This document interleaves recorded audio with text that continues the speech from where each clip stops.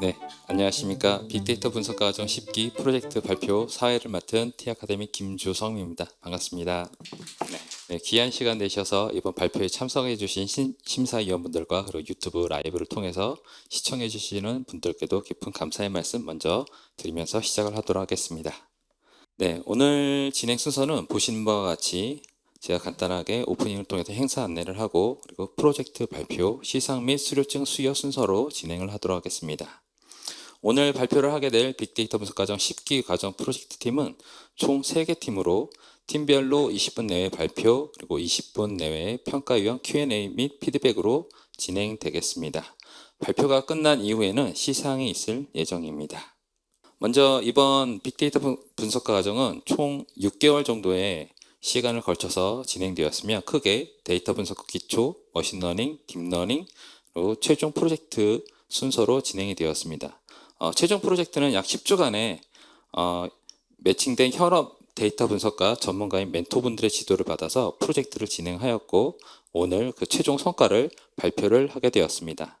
짧은 프로젝트 기간이었지만 모든 팀들이 최선을 다해 프로젝트를 수행해 주셨습니다. 다시 한번 박수와 깊은 감사의 말씀 드리겠습니다.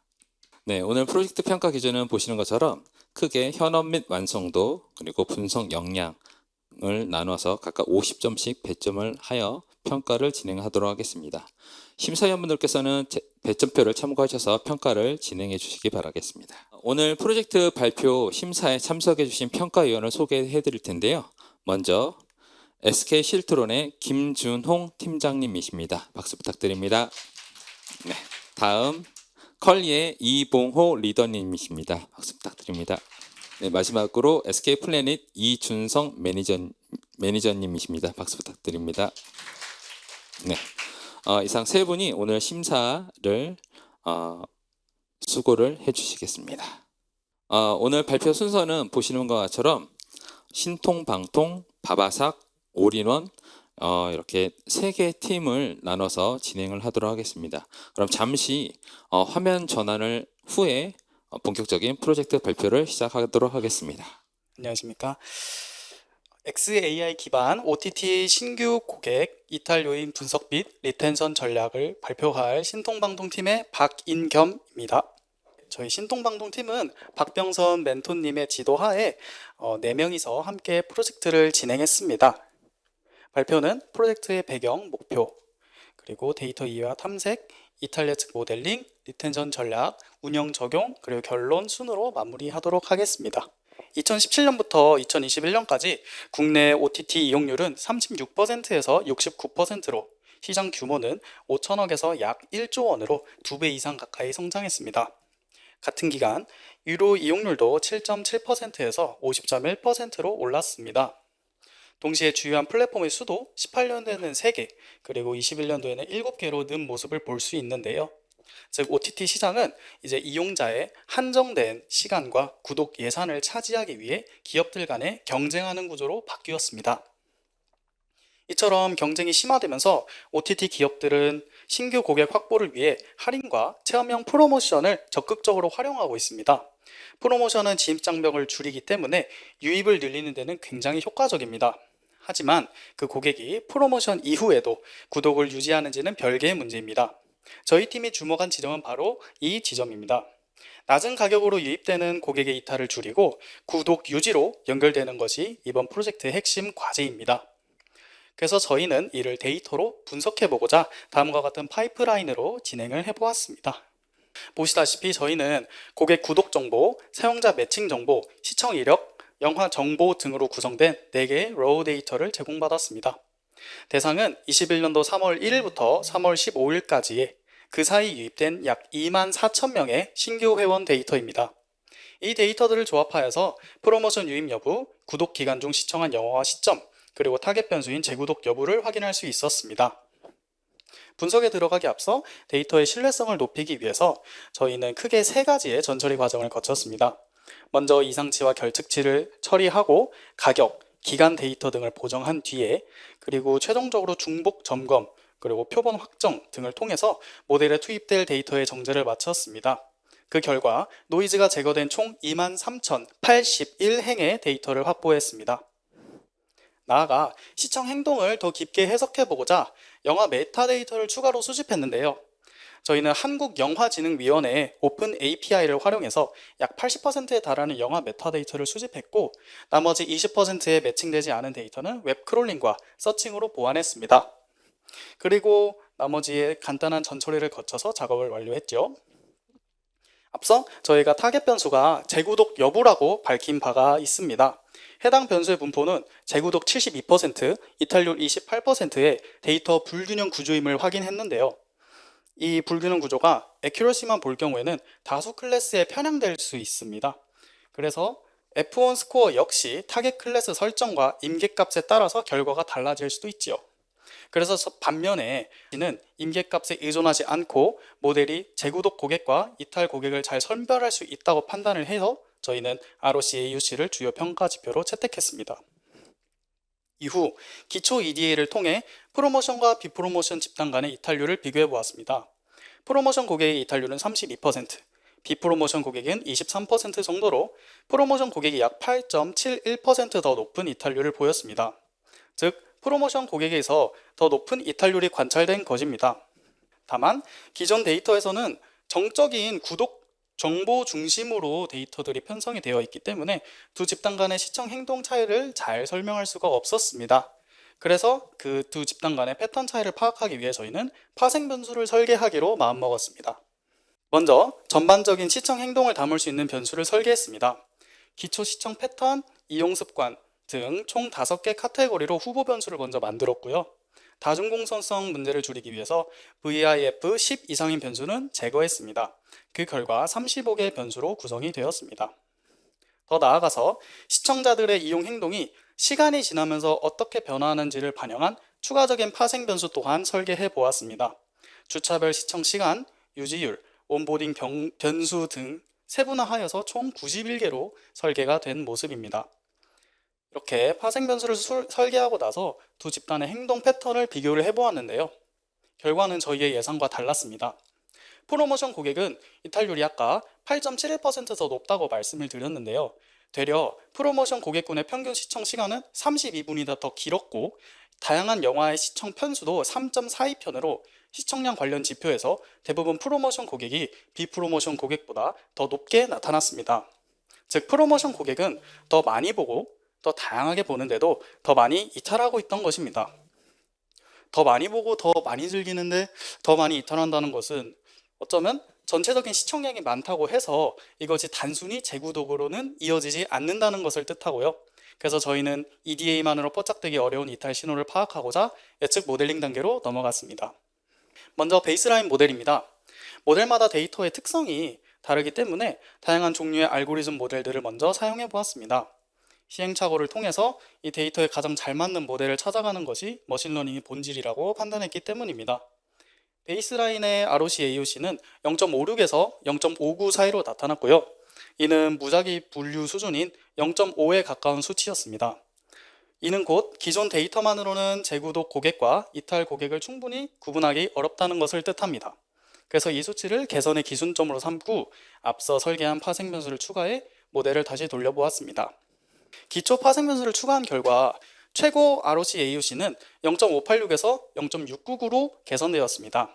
캡부스트와 XG부스트는 부스팅 계열로서 저희의 데이터에 있어 성능 측면에서 우수한 것을 확인했고요.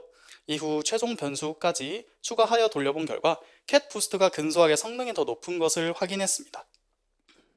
이후 옵튜나로 5개 모델의 하이퍼 파라미터를 튜닝한 결과 0.879에서 0.885로 소폭 개선된 모습을 보였습니다. 캡부스트와 캡부스트는 동률의 성능을 보였지만 캡부스트는 과적합 기준에 걸렸기 때문에 단일 후보로는 XG부스트를 선택하게 되었습니다. 다만 저희의 목표가 높은 AUC만을 뽑는 것이 아닙니다. 저희는 향후 XAI 해석도 그리고 세그먼트 설계에도 이 결과가 쓰여야 되기 때문에 안정적으로 이탈 위험도를 산출하기 위해서는 단일 모델의 하나의 예측값을 사용하는 것이 아니고 더욱더 강건한 구조가 필요했습니다. 그래서 저희는 스태킹 앙상블로 확장을 시도해 보았습니다.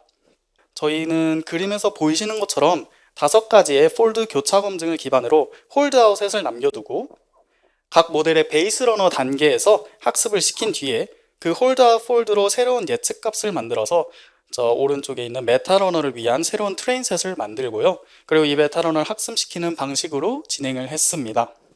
이렇게 스태킹을 적용한 결과 성능이 0.001 상승해서 0.886이 되었고요. 트레인 AUC와 테스트 AUC 차이를 갭이라고 할 때 이 갭이 0.004로 모든 모델 중에서 가장 낮게 나왔습니다. 그래서 일반화 측면에서도 우수함을 확인을 했고요. 따라서 저희의 최종 모델은 OOF 스태킹으로 채택을 하게 되었습니다. 지금까지의 모델의 개선 방향을 그림 그리고 계단으로 그려보면 이 왼쪽처럼 보이게 됩니다. 저희가 지금까지 만든 이 OOF 스태킹은 누가 이탈할지는 예측을 할 수 있습니다. 하지만 왜 이탈하는지는 저희가 직접 설명하지 못합니다. 그렇기 때문에 저희는 이탈과 재구독을 가르는 주요한 요인을 해석하기 위해 XAI 기법을 함께 활용했습니다. 분석 결과 두 집단 모두 2주차와 3주차 시청 유지율이 최상의 변수로 나타났습니다. 즉, 가입 후 시청 흐름이 유지될수록 재구독 가능성이 높고 끊길수록 이탈 위험이 커지는 구조입니다. 특히 프로모션 고객군은 가입 후 3일 내에 시청을 했는지 안 했는지의 이 여부가 굉장히 큰 상위 변수로 나타났는데, 이는 즉 초기 사용 경험 자체가 이탈과 재구독을 가르는 핵심 신호임을 확인해주는 셈입니다. 또 장르와 콘텐츠 관련된 변수도 굉장히 중요하게 나타난 모습을 볼 수 있는데요. 이는 개인화 리텐션 전략의 근거로 활용할 예정입니다. 동시에 PFI 결과도 저희가 뽑아보았는데요. 샵과 굉장히 유사한 결과가 나왔습니다. 초기 3일 내 시청 여부, 그리고 2, 3주차 시청 유지율 등이 가장 중요하게 나타났고요. 그리고 프로모션 모델에는 가입 후 3일 내 시청 여부가 똑같이 상위 변수로 나타난 모습을 볼 수 있습니다. 즉, 이러한 시청 유지율과 초기 시청 여부는 샵과 PFI 동시에 일관되게 나타난 주요 신호임을 확인할 수 있었습니다. 지금까지 XAI 결과를 정리하면 세 가지입니다. 초기 3일 내 시청 여부, 그리고 2, 3주차 시청 유지율, 마지막으로 장르와 콘텐츠 소비 패턴입니다. 앞서 두 신호는 이탈 예방의 개입의 시점을, 그리고 세 번째는 고객별 맞춤 CRM을 설계하는 근거로 활용될 수 있겠습니다. 저희는 이 세 가지를 경합해서 행동 기반 세그먼트와 맞춤형 리텐션 전략으로 연결했습니다. 이렇게 저희가 아까 XAI 결과를 통해서 이 신호들을 바탕으로 고객을 6가지의 행동 세그먼트로 분류할 수가 있었는데요. 분류의 기준은 두 가지의 축입니다. 첫 번째, 1, 2주차 시청량의 합계 중앙값인 118분을 기준으로 두고 초기 안정 그리고 초기 불안정으로 나누었고요. 그 다음에 3주차의 시청 상태를 보는데 상위 25%에 해당하는 140분을 기준으로 두고 140분보다 많이 보았다, 활성, 그리고 0분 보았다고 하면 휴면이고요. 그 사이에 있는 군은 약화 군으로 설정을 했습니다. 그리고 동시에 슬라이드의 색상이 위험도를 나타내는데 신호등을 생각하시면 이해가 빨리 되실 것 같습니다. 녹색은 안정군, 그리고 관찰군, 위험군으로 가는 구조이고요. 그래서 저희가 세그먼트별로 아까 보았던 프로모션 고객과 비프로모션 고객의 이탈률을 비교해 보았습니다. 보시면 모든 세그먼트에서 프로모션 고객의 이탈률이 더 높게 나타났는데요. 특히 A3와 B3는 각각 43.7%, 54.7%로 굉장히 높은 이탈률을 보였습니다. 그래서 우리는 이 우선 대응이 필요한 집단이라고 판단을 했고요. 근데 이쯤에서 저희는 한 가지 질문을 해봐야 됩니다. 세그먼트는 3주차까지의 행동이 지난 뒤에야 확정이 된다는 것인데요. 그렇기 때문에 저희는 A3, B3와 같은 이러한 위험군 세그먼트를 발견한 후에 대응을 하면은 이미 시청 습관이 끊긴 이후일 가능성이 굉장히 높다는 것입니다. 그래서 저희는 위험군을 사후 관리하는 것뿐만 아니라 고객이 이러한 위험한 대응군으로 빠져들지 않게끔 예방하는 이러한 주차별로 시청 유지를 높이는 전략이 필요하다고 판단을 하게 되었습니다. 그래서 그 결과가 핵심 대응 전략을 게임 퀘스트로 한번 생각을 해보았습니다. 저희 여러분들은 이제 게임을 다 한 번씩은 해보셨을 거라고 생각을 합니다. 저희 게임에 항상 있는 것이 퀘스트이지요. 저희 게임형 퀘스트는 아까 보았던 우선 대응군인 A3나 B3와 같은 사후 처방이 아니고 고객이 그러한 이탈군으로 빠져들지 않게끔 하는 그런 예방적 리텐션 전략인데요. 일정 기간 안에 시청 미션을 완료하면은 포인트나 혜택을 제공하고 그 보상이 다시 OTT 시청으로 이어지는 이러한 선순환 구조를 그려보았습니다. 이미 게임 업계에서는 이렇게 미션과 보상, 이 당근과 채찍을 통해서 사용자의 반복 행동을 유도하는 방식이 보편적으로 활용되고 있는데 이러한 방식이 국내 OTT에서는 활용된 사례가 거의 없었습니다. 그래서 저희는 이 구조를 OTT 맥락에 맞게 적용해서 시청 습관을 형성하는 실험 가능한 전략으로 제안해 보고자 합니다. 1주차는 세그먼트가 확정되기 전이기 때문에 먼저 고객에게 시청 경험을 만들어주는 것을 목표로 합니다. 이에 콘텐츠 탐색, 찜하기, 그리고 일주일에 몇 회 이상 접속과 같이 사용자의 시청 경험 혹은 그런 습관을 만드는 초기 단계의 형성을 좀 이제 저희가 목표로 해보았고요. 그리고 기억하실지는 모르겠습니다만 저희 샵 분석에서 세 번째 가입 후 3일 내 시청 여부가 굉장히 중요한 변수로 나타나지 않았습니까? 그래서 저희는 가입 후 3일 내에 30분 이상 시청하는 것을 프로모션 전용 퀘스트로 두어서 이 프로모션 고객군에게 집중 관리를 하는 이러한 이제 전략도 넣어 보았습니다. 2주차와 3주차는 1주차에 형성된 이 시청 경험이 끊기지 않도록 유지하는 구간입니다. XAI에서도 2주차와 3주차 시청 유지율이 가장 중요한 변수로 나왔기 때문에 이 시기에는 꾸준한 시청을 유도하는 퀘스트 중심으로 설계를 해보았습니다. 그리고 저희가 EDA를 해보았을 때 시청 장르가 다양한 고객군들이 이탈률이 낮게 나타나는 패턴이 확인됐기 때문에 기존 시청 이력을 바탕으로 유사한 장르 그리고 새로운 성향의 장르 이 두 가지를 동시에 시청할 수 있게 하는 그러한 장려하는 퀘스트도 설계를 해보았습니다. 그 다음은 4주차로 흘러가는데요. 4주차는 이미 세그먼트가 확정이 된 후이기 때문에 행동 세그먼트에 따라서 미션을 다르게 설계해 보았습니다. 안전군의 경우에 그리고 밑에 있는 이탈 A2, B2 같은 경우에는 이탈 전조를 포착하고 차단하는 역할, 그리고 A3, B3 같이 고위험군은 복귀를 유도하게 하는 그런 퀘스트를 생각을 해보았습니다. 그리고 프로모션 여부를 2층 오버레이로 만들어 보았는데요. 세그먼트에서 프로모션 고객이 이탈률이 더 높았잖아요. 그런데 행동 패턴 차이는 그렇게 크게 나타나지 않았습니다. 그렇기 때문에 별도의 세그먼트를 한 층 더 들어가는 것은 너무 복잡해지니 개입 우선순위, 보상 강도, 메시지 방향 등을 달리하는 방식으로 위험의 가중치를 반영해 보았습니다.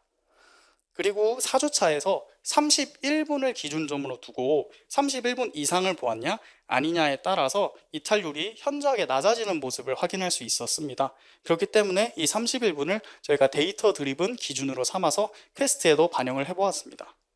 저희가 A3와 B3 같이 3주차의 시청이 완전히 끊긴 그런 고객에 한해서는 저희가 따로 우선 대응을 해야 된다고 말씀을 드린 적이 있는데요. 그래서 이런 고객들에게는 일반적인 시청 유지 미션보다는 좀 부족하다고 생각을 했기 때문에 따로의 복귀 미션을 추가로 설계를 해보았습니다.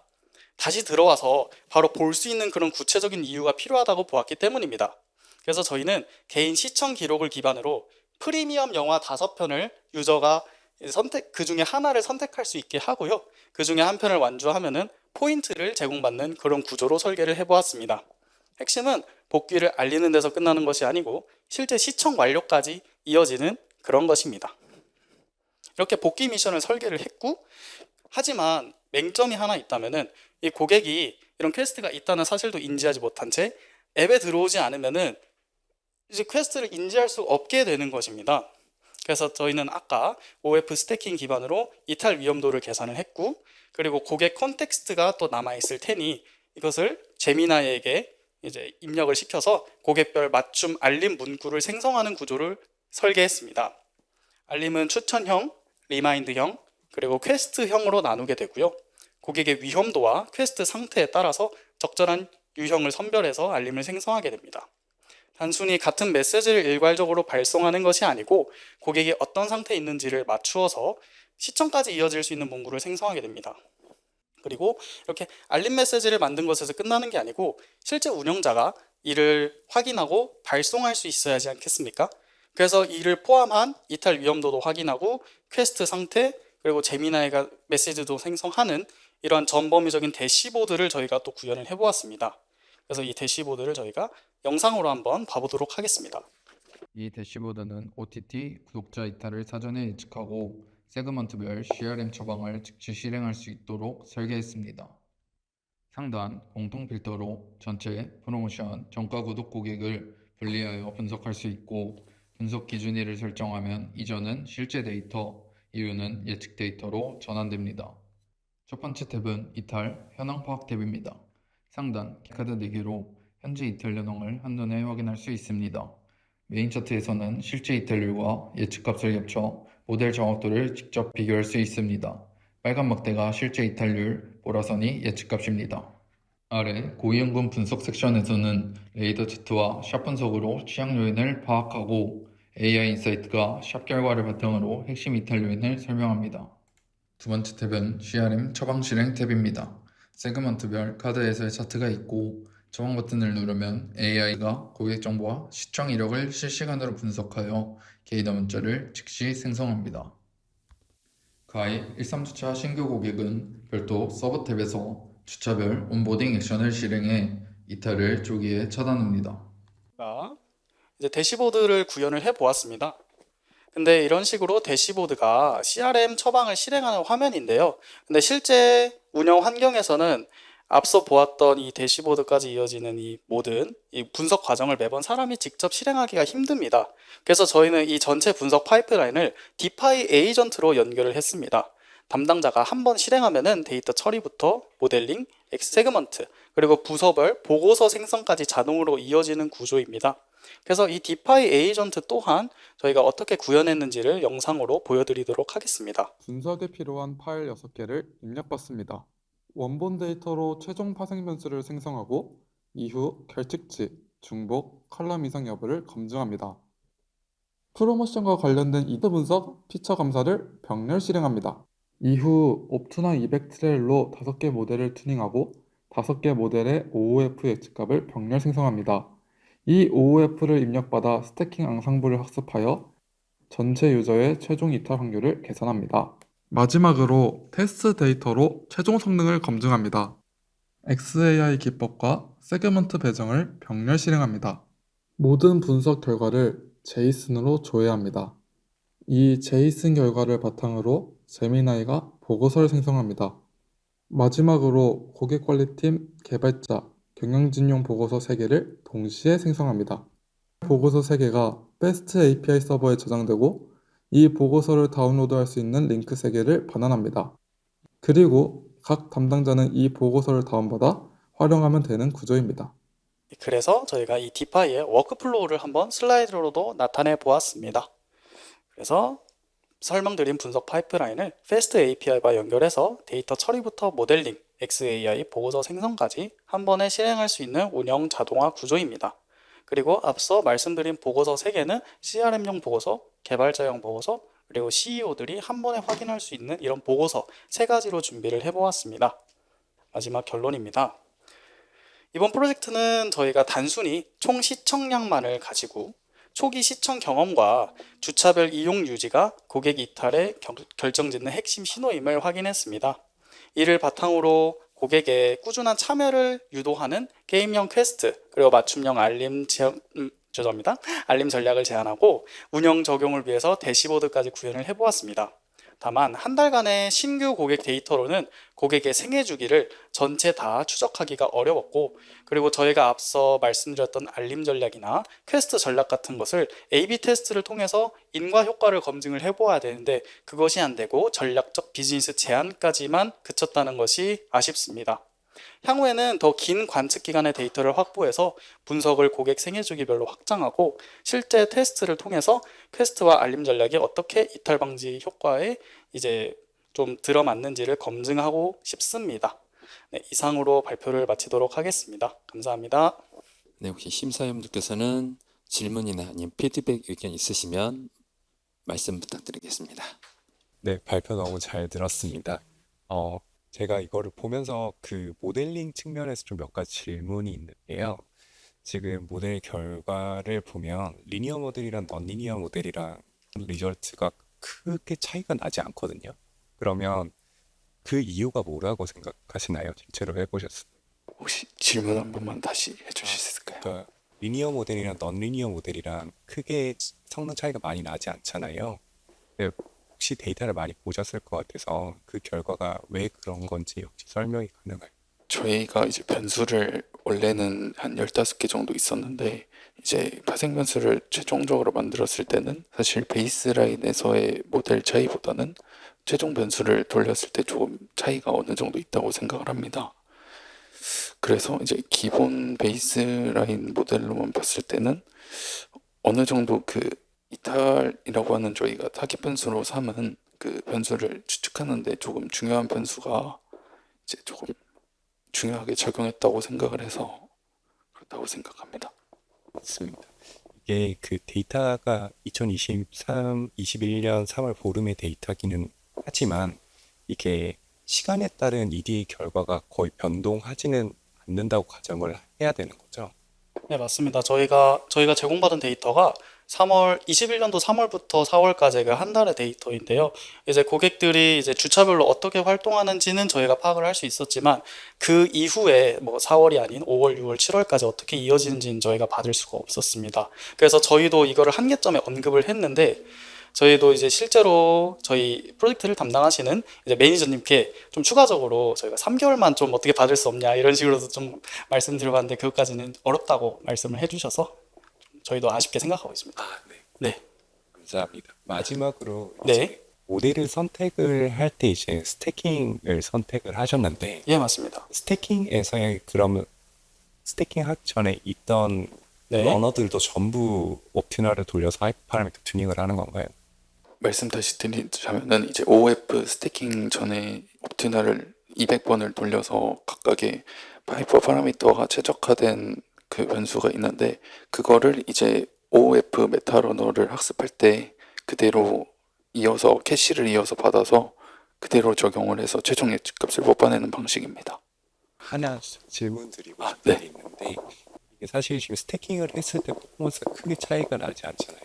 네. 그러면 시간의 변동성에 따라서 여기에 대한 리스크가 높아질 수도 있을 것 같은데 여기에서 스태킹을 선택한 이유가 뭔지가 궁금해요. 아, 네. 그 5개의 모델을 아무래도 사용하다 보니까 스태킹을 사용했을 때 비용적인 부분에서 조금 크다고 생각을 하는데 이제 성능만 보면은 소폭 향상됐다고 할 수 있겠지만 이제 일반화적인 측면에서 봤을 때 트레인의 AUC와 테스트의 AUC의 그 차이가 보시다시피 조금 많이 개선이 된 모습을 보여서 이 때문에 스태킹을 일반화적인 관점과 이제 성능적인 부분에서 둘 다 고려를 해서 스태킹을 선택을 하게 되었습니다. 감사합니다. 네, 발표 잘 들었습니다. 그 제목이 이제 XAI 기반으로 되어 있어서 보는 내내 XAI가 어떤 형태로 쓰이고 있는지가 좀 궁금했었는데, 근데 이제 XAI 자체를 보면은 결국 뒤에 행동 기반 전략으로 넘어가기 위한 하나의 브릿지 형태로 사용을 하고 계시더라고요. 근데 그 과정에서 왜 XAI를 꼭 써야만 했는지에 대한 사실 여쭈 질문을 좀 드리고 싶었습니다. 혹시 왜 저분은 다른 대안이 있을 수도 있었는데 왜 XAI를 쓰셨는가? 그 부분이 궁금합니다.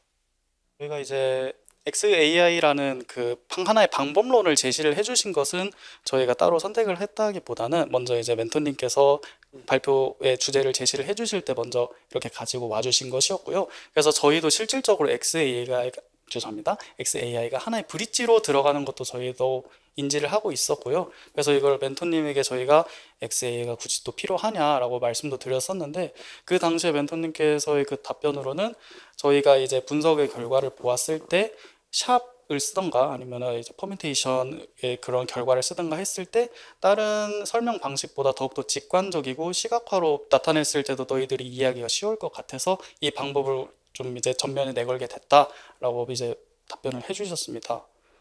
그래서 저희는 그냥 그 방식대로 꾸준히 나아가게 된 셈입니다. 알겠습니다.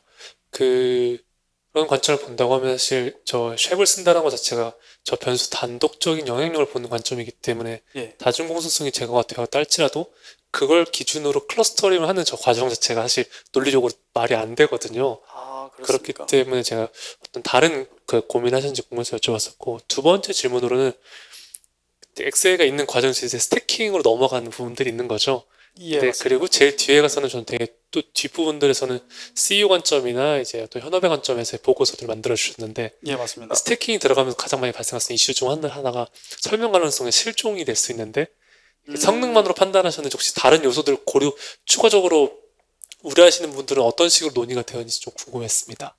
자칫하면 지금 굉장히 다 화려한 기술들을, 그러니까 근래 나왔던 모든 기술을 다 쓰셔서 네, 맞습니다. 기술 조직이 보일 수 있는 가장 큰 맹점들을 잘 보여주는 케이스로 설명이 되었거든요. 아, 그렇습니까? 그렇다 보니까 네. 스태킹 같은 케이스는 특히나 그런 면에서 설명 가능성이 굉장히 떨어질 수 있는 구조인데 어떠한 이제 내부에서 어떤 고민을 갖고 쓰셨는지 궁금해서 질문을 드리게 되었습니다. 그렇습니까? 사실 뭐 저희가 조금 부족한 부분이 있었다고도 생각을 합니다. 그런 부분에서는.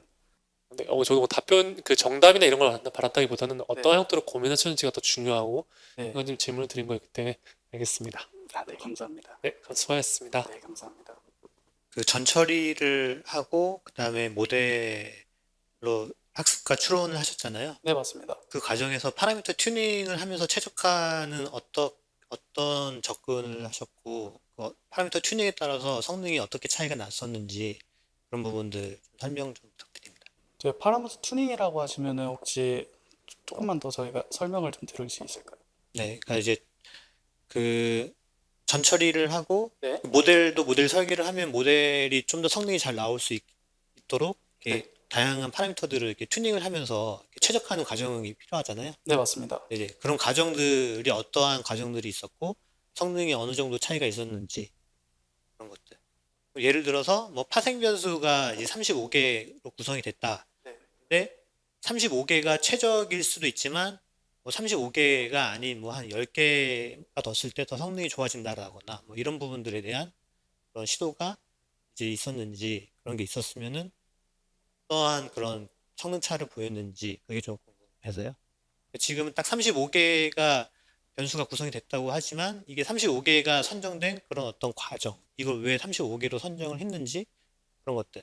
저희가 이제 35개로 설정하게 된 것도 이제 저희가 지금으로서 답변 드릴 수 있는 것은 다중공선성으로 인해서 저희가 좀 제거가 많이 된 게 35개이고 그 전에는 더 많은 변수들이 추가가 되어 있었고 근데 그 과정에서 저희가 모델 성능은 기존에 말씀드렸던 이 성능에서 기초 파생 변수를 추가했을 때 이제 0.7에서 7.5 사이로 이렇게 좀 좋게 나오기도 했습니다만 그 사이에서 이제 어느 정도 다중공선성이 많이 높게 나오는 그런 변수들도 많았기 때문에 그런 것들을 제거했을 때는 699의 성능이 가장 높게 나온 것이고요. 저희가 처음에 설계했을 때는 35개가 아닌 42개에서 7개가 제거된 것이고 그리고 최종 변수에서도 저희가 100개 가까이 넘는 그런 변수에서 많이 삭제가 되고 해서 91개가 된 것인데 그래서 그 과정에서 삭제된 변수가 어떤 것인지를 저희가 좀 말씀드리면 되겠습니까? 그러면은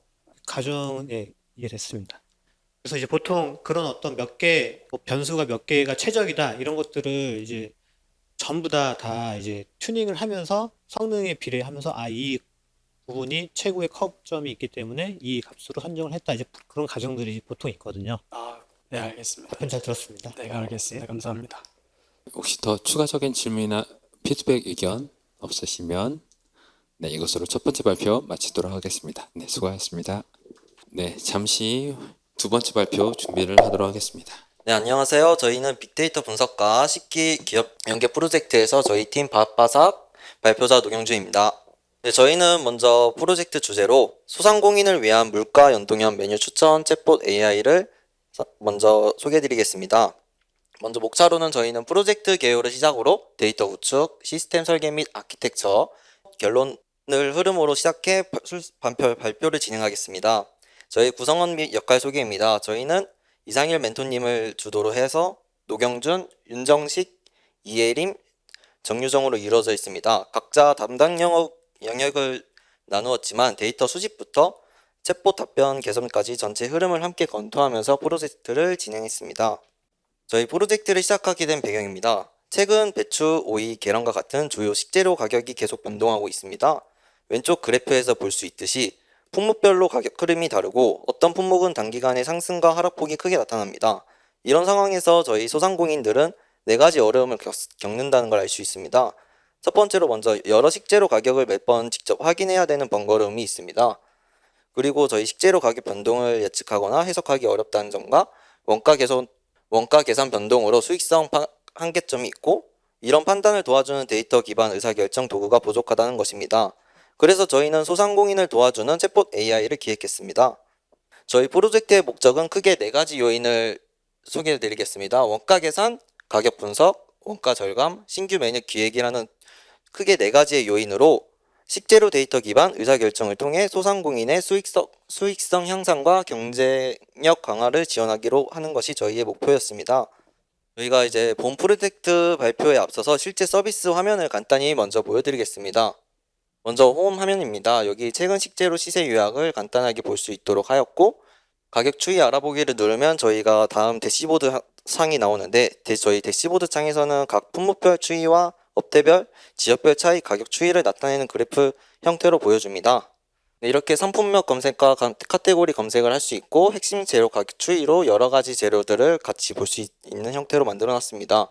네, 다음 저희 챗봇 AI입니다. 먼저 업종과 지역을 입력해 등록을 하고, 네, 먼저 대시보드 아까 설명했던 것처럼 이렇게 추이를 알려주는 식으로 하겠습니다. 네, 앞서 다시 챗봇 AI를 설명하면 지역과 업종을 등록을 하고 레시피를 알려줘 클릭하면 레시피를 답변을 생성하여 카드 형식으로 보여드리며 재료와 각종 이제 조리 단계를 보여줍니다. 그리고 원가를 알려줘를 클릭했을 경우에는 아까 재료 데이터와 레시피 데이터를 보여주고 저희 추가적으로 원가율과 마진율 등을 보여주는 형식으로 만들어 봤습니다. 그리고 여기서 이제 대체 재료를 알려달라는 추천 질문을 클릭하면 그 이전 레시피에서 대체 재료를 추천해주는 방식을 만들었고, 마지막으로 시세 추이를 알려달라고 하면 대시보드와 비슷한 그래프 추이를 함께 보여주도록 설계해봤습니다. 그리고 마지막으로 영상과 같이 저렇게 신메뉴를 클릭했을 때 말차와 된장 레시피를 결합한 것을 만들었고, 이렇게 재료 없는 재료 같은 경우는 방금처럼 URL을 클릭하여 연결해놔가지고 네이버 쇼핑 API로 이동하는 방식으로 해놨습니다. 네, 다음은 저희 데이터 구축에서 메달리온 아키텍처에 대해서 설명해 드리겠습니다. 메달리온 아키텍처는 레이크하우스 환경에서 데이터를 단계별 계층으로 관리하여 데이터 품질, 정합성, 활용도를 단계적으로 향상시키는 데이터 아키텍처 패턴입니다. 여기 데이터브릭스 메달리온 아키텍처에서 저희는 브론즈, 실버, 골드 순으로 나누어 관리하는 방식으로 브론즈 단계에서는 저희 원본 데이터 테이블을 저장을 하고, 이 브론즈에서 저장한 것들을 실버에서 데이터 정제 및 전처리를 한 다음 골드에서 마지막 가공된 완성 데이터를 저장하고 활용하는 방식으로 했습니다. 저희가 다음 설명해 드릴 것은 저희 브론즈 데이터 수집 구간인데요. 첫 번째로는 저희 기본 원천 데이터로 한국농수산유통공사와 한국소비자원 API를 활용하여 데이터를 수집하였습니다. 수집 기준, 이후 데이터를 더 구하기 위해서 파이프라인을 구축하여 1단위로 실시간 수집 및 적재를 하는 자동화를 구축하였고, 두 번째로 저희 메뉴 원가 계산용 데이터에서는 10,000개의 레시피를 크롤링하여 메뉴명, 레시피, 재료, 단위 데이터 등 크롤링해서 수집을 해가지고 브론즈에 저장을 하였습니다. 추가적으로 저희 재료 가격 데이터가 필요했던 상황이 있어가지고 식품 사이트를 크롤링 해가지고 추가적으로 9,330건을 수집하였습니다. 그리고 아까 저희가 파이프라인 구축을 하였다고 했는데 그걸 좀 더 자세히 설명해 드리면 데이터 파이프라인 구조에서는 저희가 크게 카미스 API와 KCA API로 나누어 데이터를 관리하고 있습니다. 이 작업은 병렬 처리로 진행되고 있으며 두 라인 중 한 태스크라도 실패 시 가정은 자동 중단되어 불완전한 데이터 적재를 방지하였습니다. 그 결과 하나의 재료 테이블로 적재를 하였고 데이터가 매일 업데이트 될 수 있도록 1단위로 자동 갱신하고 있습니다. 네, 다음은 저희 실버 데이터에서 데이터 정제 및 표준화를 설명해 드리겠습니다. 저희 그 기본 원천 데이터 정제 과정부터 설명드리면 처음 수집한 가격 데이터는 기관마다 컬럼 구조와 명칭이 다르고 품목명이나 단위도 일관되지 않았었습니다. 그래서 저희는 먼저 데이터를 통합 및 정제하고 컬럼을 표준화하는 과정을 거쳤고 이후 분석 가능한 형태로 정교화하여 정리했습니다. 그로 인해 저희는 가격 분석 용도를 위한 카미스와 데이터를 함께 사용할 수 있도록 재료 테이블을 구축하였습니다. 네, 두 번째는 저희 메뉴 추천용 데이터 정제로 레시피 데이터를 실버 단계를 설명해 드리겠습니다. 레시피 데이터 같은 경우는 실제 사용자가 작성한 데이터가 많기 때문에 재료명이 매우 다양하게 표현됩니다. 그래서 1차 정교화를 먼저 진행을 하였고 이를 바탕으로 가격 데이터랑 매칭하기 위하여 식품 웹사이트에서 크롤링을 진행했으나 매칭률이 저조하다는 결과가 나와 다시 추가적으로 2차 정교화를 진행하였습니다. 그래서 이를 통해 매칭률 개선으로 25%까지 향상시켰고 그 외 미확보 데이터 같은 경우는 검색 엔진을 통해 풀백 전략을 수립했습니다. 다음 저희는 전체적인 프로젝트의 아키텍처를 설명해 드리겠습니다. 저희 왼쪽부터 보시면 데이터 수집 단계에서는 재료 데이터와 레시피 데이터를 중심으로 수집했습니다. 그래서 그 수집된 데이터는 데이터브릭스 환경에서 처리를 하였고 판다스와 스파크를 활용해 전처리를 수행했습니다. 전처리를 수행한 데이터들을 델타 레이크 구조로 브론즈, 실버, 골드 계층으로 나눠 저장한 다음에 사용하였고, 분석 측면에서는 저희 정제된 가격 데이터를 기반으로 대시보드를 구성했습니다. 데이터브릭스의 텍스트 투 SQL 기반으로 하는 지니스페이스도 함께 활용하였습니다. 그리고 여기 가격 데이터 위에도 재료 데이터와 레시피 데이터는 AI 서비스 단계에서 활용됩니다. AI 서비스 내 챗봇 측면에서는 랭그래프를 중심으로 질문을 처리하도록 구성했습니다. 사용자가 질문하면 랭그래프가 질문 의도를 판단하고 필요한 경우 레시피 데이터, 그래프DB, 검색 API, LLM을 연결하여 답변을 생성하도록 하였습니다. 그리고 여기 이 과정에서 저희는 데이터브릭스 앱스에 있는 스트림릿을 사용하였는데, 여기에서 나오는 UI와 AI를 연결하기 위해 패스트 API를 중간 다이리로 넣어가지고 같이 사용하였습니다. 그래프 레그 부분에서는 그래프DB에서 네오포제 아우라를 사용하였습니다. 이 구조를 통해 저희가 이 재료에 들어갈 메뉴, 이 메뉴의 재료, 유사한 메뉴, 대체 재료 같은 질문 좀 더 구조적으로 처리할 수 있게 되었습니다. 그리고 이 전체 과정에서 마지막으로 ML 플로우를 통해 챗봇의 응답 품질을 관리하고 평가하는 과정을 가졌습니다. 네, 다음은 저희가 대시보드 구축에 대해서 설명해 드리겠습니다. 첫 번째는 저희 현재 가격, 개별 품목의 일별 가격 추이입니다. 감자를 예시로 들었습니다. 저희는 2026년 상반기 가격을 그래프 추이로 나타내 봤는데, 여기서는 상반기 가격이 상승하는 추세로 보여줍니다. 그 원인을 저희가 찾아봤을 때 2025년 내 공급량 감소 영향이 있었고, 그로 인해 2026년 상반기 가격이 상승하다는 걸 알 수 있었습니다. 이걸로 인해서 저희는 마진을 축소시킬 수 있는 인사이트를 제공할 수 있었고, 그 옆에 두 번째로는 분기, 반기별, 업태별, 시도별 평균 가격입니다. 당근을 예시로 들었는데요. 저희는 당근을 보면 겨울부터 초봄에 오르고 여름에 내리는 뚜렷한 계절성 패턴이 보입니다. 대형마트가 가장 저렴하고 백화점이 가장 비쌌으며 지역 간 편차는 그렇게 크지 않았다는 걸 저희가 눈으로 확인할 수 있었습니다. 이처럼 저희는 겨울마다 당근 가격이 반복적으로 고정 패턴을 이루고 있는 것을 확인할 수 있었습니다. 겨울에는 당근 의존도 낮은 메뉴를 전환을 할 수 있도록 전략 제공 가능하다는 것을 저희는 알 수 있었습니다. 이처럼 저희는 사장님들이 매입 시점과 매입처를 판단하는 데 바로 쓸 수 있는 인사이트를 제공합니다. 그리고 저희가 애플리케이션 구축을 하였을 때 간단하게 설명해 드리겠습니다. 저희 배포는 데이터브릭스 앱스를 사용했습니다. 데이터브릭스 환경 안에서 스트림릿 앱을 별도 서버 없이 운영할 수 있었고, 깃허브 연동으로 관리와 배포 자동화까지 가능해 협업 효율을 높였습니다. 그리고 두 번째 UI 구축 부분입니다. UI 구축은 스트림릿으로 구축하였고, 파이썬만으로도 웹 앱을 만들 수 있어가지고 프론트엔드 개발 부담이 적을 수 있다는 저희 장점을 가지고 애플리케이션을 구축하였습니다. 네, 다음은 저희 챗봇의 주요 기능을 먼저 설명드리겠습니다. 저희 AI 주요 기능은 총 5가지로, 레시피 검색에서는 메뉴를 검색하면 레시피와 재료를 보여줍니다. 그리고 두 번째로 원가 계산에서는 재료 단가를 반영하여 원가를 자동 계산할 수 있도록 기능을 넣어봤고요. 대체 재료 제한에서는 식재료 시세를 반영해 원가 효율이 높은 대체 재료를 추천하도록 하였습니다. 그리고 네 번째로 시세 분석에서는 저희 아까 그래프를 봤다시피 특정 재료의 시세, 기간별 추이, 평균가와 변동성을 조회할 수 있도록 하였습니다. 그리고 마지막으로 저희가 신규 메뉴 기획을 해가지고 아까 말차 된장국 레시피 알려줘처럼 AI 기반으로 새로운 메뉴 레시피를 생성하도록 하였습니다. 그리고 저희가 이제 네오포제 기반 그래프 레그 프로세스에 대해서 설명해 드리겠습니다. 저희 챗봇의 핵심 기술은 그래프 레그입니다. 그래프 관계 기반 검색기와 LLM 생성을 결합하여 구조화된 정보를 정확하게 제공하는 기법입니다. 먼저 저희 왼쪽에 보시는 구축 단계를 먼저 설명드리겠습니다. 데이터브릭스 골드에서 저희 메뉴 데이터, 재료 데이터, 레시피 데이터 이 3개를 골드로 저장하였고, 저장한 데이터들을 작업을 통해 네오포제 그래프 DB에 적재를 하였습니다. 그리고 다음 저희 오른쪽 런타임에 대해서 설명해 드리겠습니다. 저희 런타임에 관해서는 랭그래프로 구성을 하였고, 예시로 먼저 설명드리면, 사용자가 김치찌개 레시피를 알려줘라고 질문을 하면 여기 저 위에 지리 전처리기 부분에서 엔티티 김치찌개와 레시피를 추출하고 의도 기반 라우터가 질문 유형에 맞는 경로로 분기합니다.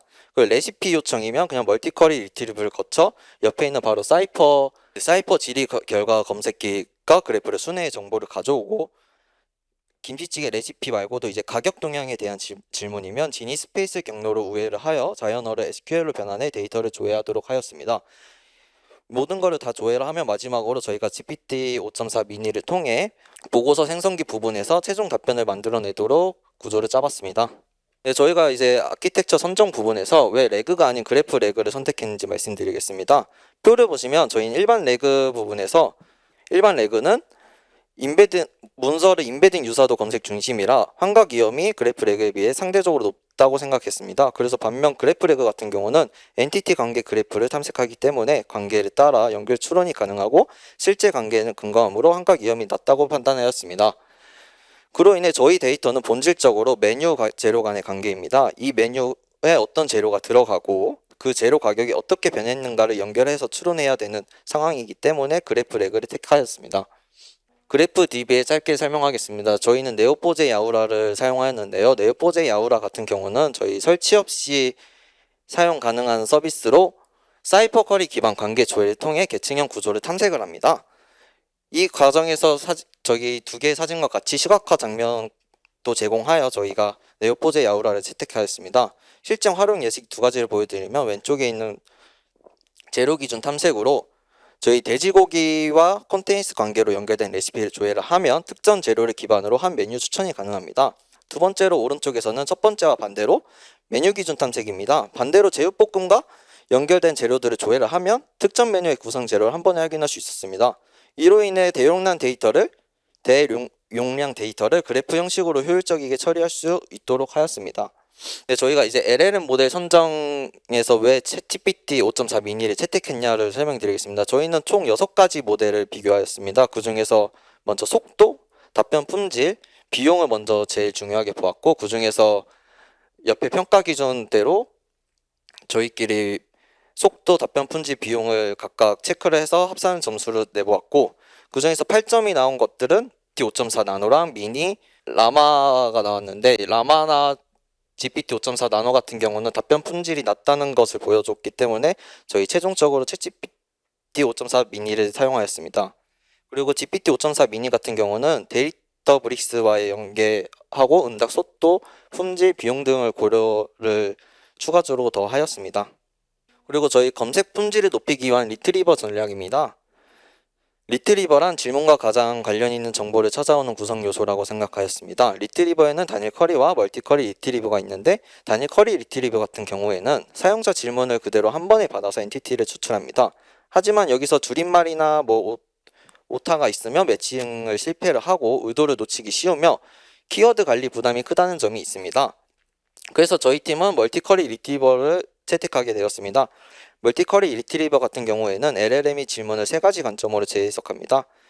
예를 들어 저희가 제육볶음 레시피를 알려줘라는 질문을 하였을 경우 질문을 제육볶음 조리법, 제육볶음 재료 분량, 제육볶음 기본 레시피로 확장한 뒤 최적의 해석을 선택해 검색을 하도록 하였습니다. 결과적으로 저희는 의미 표현이 조금 달라도 의도를 정확하게 파악하는 데 도움이 됐습니다.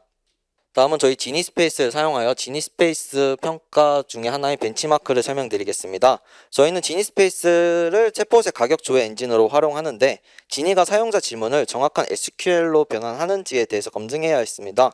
그래서 질문과 기대 SQL 답안을 미리 등록을 해두고 지니가 생성한 SQL과 비교를 하여 통과했는지 실패를 했는지 판정하는 벤치마크 테스트 세트를 구축했습니다. 저희는 처음 실행했을 때는 정확도가 8%였으나 이 점을 계속 개선하여 85%까지 끌어올렸습니다. 이로 인해 가격 조회 정확도를 보장할 수 있었습니다. 네, 다음은 저희 ML플로우에 대해서 설명해 드리겠습니다. ML플로우는 LLM AI 에이전트 개발 전 과정을 자동화해 평가 관리하는 오픈소스 플랫폼입니다. 저희 파이프라인은 4단계로 운영을 하여 먼저 백엔드로 로직 과정을 구축하였고 기록과 모니터링을 하여 운영을 한 다음에 결과를 확인하여 개선을 하여 다시 배포 및 재배포를 하는 사이클 방향으로 반복하였습니다. 네, 이 과정에서 5가지를 선정하고 먼저 평가를 진행을 하였습니다. 초기 평가 결과가 저희가 생각한 것보다 다소 낮은 통과율을 보였으나 원인을 분석해보니 평가 기준 자체가 모호한 경우가 많았습니다. 그래서 크게 개선 내용으로 적용 조건 명확화, 예외 효용 명시, 판정 범위 구체화, 예외 직접 통합 등 4가지를 개선했습니다. 그 결과 저희 최종 평가에서는 개선 폭을 최소 30% 이상을 향상시켜 높은 통과율을 보였습니다. 이 과정에서는 저희 팀은 가이드라인을 명시적으로 작성해야 함을 알게 되었습니다. ML플로우 품질 평가에 대해서 예시 하나 보여드리겠습니다. 저희가 이제 감자탕 1인분 원가 계산해줘라는 질문을 하고 업종은 한식, 지역은 서울 강남구로 설정한 경우입니다. 보시는 것처럼 재료별로 수량, 단가, 원가가 표로 정리됩니다. 들깨가루나 물 같은 시세나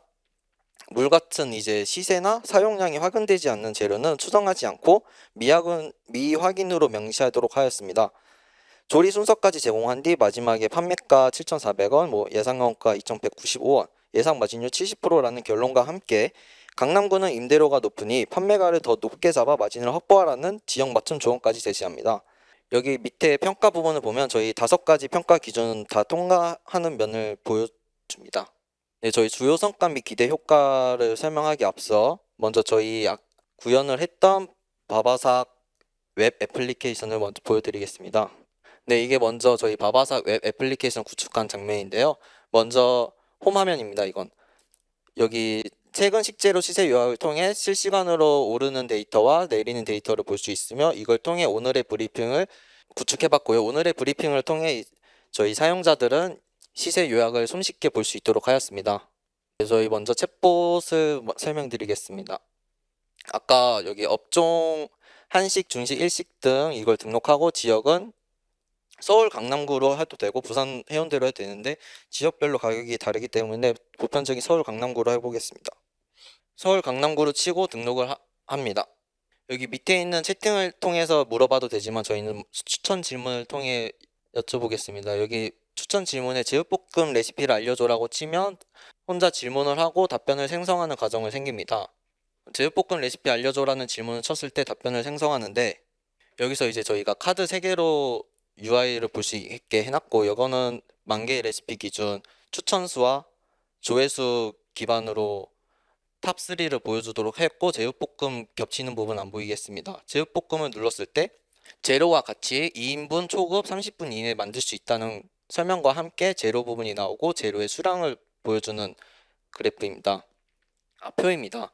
그리고 저희는 조리 순서를 통해 조리 순서를 알려주는 형식으로 해놨고 이건 그저 레시피 알려줘일 뿐이고 저희가 이제 원가 알려줘 같은 경우는 레시피하고 조금 다른 경우를 보여줍니다. 감자탕 1인분 원가 계산해줘라는 질문을 쳤을 경우에는 챗봇이 이걸 인지하고 답변을 생성하는 과정을 가진 다음에 아까 레시피와 다르게 먼저 예상 원가, 권장 판매가, 예상 마진율을 보여드리고 이 감자탕은 예상 원가가 왜 이러지 하고 딱 쳐서 볼 수 있게끔 하여가지고 재료, 수량, 단가, 원가를 다 보여주는 식으로 하였습니다. 레시피 알려줘와 같이 조리 순서는 그대로 나오도록 하였습니다. 그리고 저희 마지막으로 이제 대시보드 칸도 넣어가지고 만약에 이제 감자 시세를 알려달라고 했을 경우에는 저희 가격 추이 알아보기 눌렀을 때 나왔던 대시보드를 글로 설명을 한번 해주고 그래프 형식으로도 보여주게끔 하였습니다. 저희 시형 구현은 여기까지 하도록 하겠습니다. 네, 다음 저희 이제 주요 성과 및 기대 효과를 설명해 드리겠습니다. 저희 주요 성과 같은 경우에는 식자재 원가 관리 지원, 메뉴 운영 최적화, 대체 재료 비용 감소, 데이터 기반 경영, 접근성 간편하다는 걸 주요 성과로 봤고 기대 효과로는 정보 탐색 시간 감소, 가격 변동 선제 대응, 마진율 상승, 메뉴 아이디어 발굴, 24시간 동안 응답이 가능하다는 기대 효과를 보았습니다. 네, 저희 향후 과제로는 데이터 측면 쪽으로 해서는 저희 데이터 정규화가 2차 정규화까지는 완료하였으나 매칭률이 25%라는 저조함을 보여줬기 때문에 이 데이터 정규화 및 파이프라인을 체계화하여 재료 단위 수량, 계량에 대한 데이터 전처리 및 정규의 과정을 고도화할 예정이고요. 제로 매칭 정확도 개선 아까 25% 부분을 개선하려고 합니다. 저희 챗봇 측면에서는 메뉴별 수익 구조 반영이 지금 현재는 마진율이나 원가율 같은 경우가 자동으로 변형되는 것이 아닌 거의 고정 형태로 되어 있어서 이 부분을 좀 반영하여 사용자들이 좀 더 쉽게 알 수 있도록 하려고 합니다. 평가 측면에서는 저희 평가 기준을 좀 더 명확화 후 거의 1에 가까운 숫자를 하기 위해 체계적으로 구축할 예정입니다. 저희 이제 팀원들끼리 해고를 간단하게 또는 좀 길 수도 있지만 간단하게 써봤는데 저희는 이제 데이터브릭스랑 스파크 환경을 처음 접해보기 때문에 다 같이 이제 데이터브릭스나 스파크 환경에서는 좋은 경험이 되었다라는 식으로 회고를 다 적은 상태였습니다. 네, 감사합니다. 저희 바바삭 팀은 여기서 마치고 저희 이제 Q&A로 들어가겠습니다. 감사합니다. 발표 잘 들었습니다. 지니스페이스 평가에서 성능이 8%에서 85%까지 향상이 됐는데 향상되기 위해서 어떤 시도들을 하셨었는지 문의드립니다. 저희 벤치마크 평가에서는 저희가 데이터 기반으로 원하는 질문을 했을 때 정확하게 답변을 하는지에 대한 평가를 한 것이었고요. 여기에서 저희가 의도대로 답변이 나오지 않아서 그 부분은 추가로 SQL 쿼리를 추가하여 만약에 과일류 가격 상승률 탑 3라고 질문을 한다면은 사전에 과일류 가격 상승률에 대한 조각 쿼리를 추가하여서 이런 비슷한 질문이 나오면은 그 조각 쿼리를 불러올 수 있게 SQL을 추가하였고요. 그리고 텍스트로 저희 데이터 지침을 만들어서 프롬프트를 기반으로 데이터를 조금 더 정확하게 답변할 수 있도록 개선하였습니다. 네. 그리고 가격 데이터 전처리를 하면서 이상치는 어떤 기준으로 선정하고 제거를 하셨는지 문의드립니다.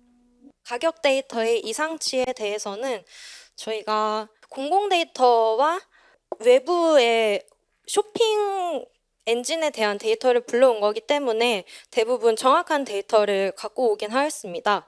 그런데 이제 저희가 원하는 재료에 대한 가격을 불러오지 못해서 그러니까 가격에 대한 정보는 정확하지만 그게 진짜 원하는 재료였는지에 대한 문제점이 조금 더 컸던 상황이었기 때문에 재료를 조금 더 정확하게 불러올 수 있는데 노력하였습니다.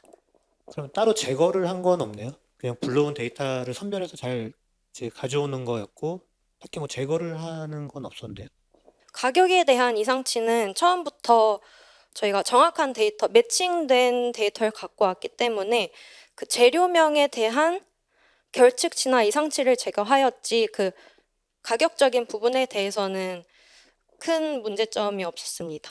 네, 알겠습니다. 네, 발표 잘 들었습니다. 되게 재밌게 들었고요.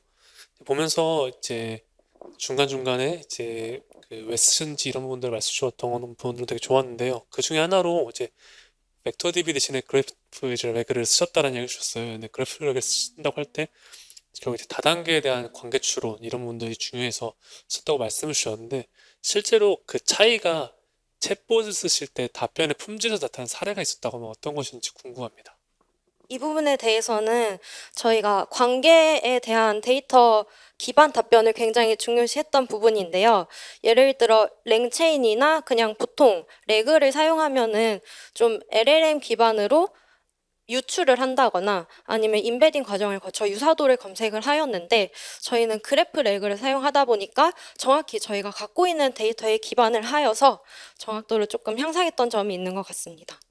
그 관점에서 이제 네오4j를 쓰셨어요. 근데 사실 그래프의 가장 큰 문제 중 하나는 그 그래프를 어떻게 빌딩할 것인가 이거거든요. 이 빌딩하는 과정들을 어떻게 진행하시는지 좀 궁금합니다. 네오4j 아우라에 대해 빌딩하는 과정을 여쭤보셨는데 그래프 빌딩했다는 점이 이제 데이터 좀 더 자세히 설명해 드릴 수 있으실까요? 네, 저 노드하고 네. 저도 이제 엣지 간에 대한 관계들을 다 셋업을 해야 되고 아, 네. 그 과정에서에 대한 밸리데이션이 반드시 동반이 돼야 되는데 네. 이 부분들에 대한 과정들의 질문이었습니다. 아, 네. 저희가 맨 처음에 ETL 작업할 때 만개 레시피 같은 경우에는 이제 재료 레시피, 뭐 조리 단계 이런 것들이 다 컬럼이 다 뭉쳐져 있었습니다. 그 과정에서 저희가 맨 처음에 실버 데이터에서 얘기했다시피 재료 데이터 같은 경우는 모두 다 200만 행 쪽으로 분리를 해놨고 거기서 이제 매칭킹 아이디를 만들어서 제육볶음 같은 경우에는 원래 제육볶음의 레시피가 이렇게 한 행에 다 있었지만 그걸 다 분리하고 이제 정규화하는 과정을 통해서 연결을 할 수 있도록 빌딩을 해놓은 상태였습니다. 그래서 지금 이건 한 가지 예시로만 보여줬을 뿐이지 뭐 제육볶음은 저렇게 재료가 있지만 뭐 설탕 같은 경우는 김치찌개랑도 연결이 되는 과정이 있고 그래프 DB 특성상 재료랑 레시피랑 각자 이제 관계 형식으로 쭉쭉 연결되어 있습니다. 현실적으로서. 아무래도 노가다가 있었을 거라 좀 생각했기 때문에 크게 뭐 이상하진 않다고 생각했었고요. 마지막 질문인데요. 그 MLflow 쓰신 과정에서 지표 중에 세이프티를 쓰셨어요. 사실 근데 세이프티 쓰려면은 고민이 좀 많이 있으셨을 텐데 왜 쓰시게 되셨는지 쓰기 위해서 사실 제 세이프티를 보강하기 위한 몇 가지 절차들이 필요할 수 있는데 저 부분을 평가하기 위한 좀 적어주셨던 것처럼 기준들을 어떤 고민을 갖고 결정하셨는지 좀 마지막으로 궁금합니다. 우선 저희가 가격 기반 메뉴 추천 챗봇이기 때문에 우선 챗봇은 사용자가 질문을 하면은 정확한 답변을 하는 게 중요하다고 생각을 하였고요.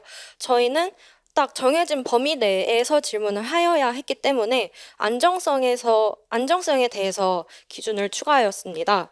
그래서 만약에 질문이나 답변에 대해서 저희가 지정해 놓은 메뉴, 레시피 이런 관련 질문이 아니고 추가로 뭐 답변에 예를 들어 코인, 뭐 주식 이런 것들이 들어갈 수도 있기 때문에 그런 것들을 최대한 배제하고자 안정성의 기준을 추가하였고요.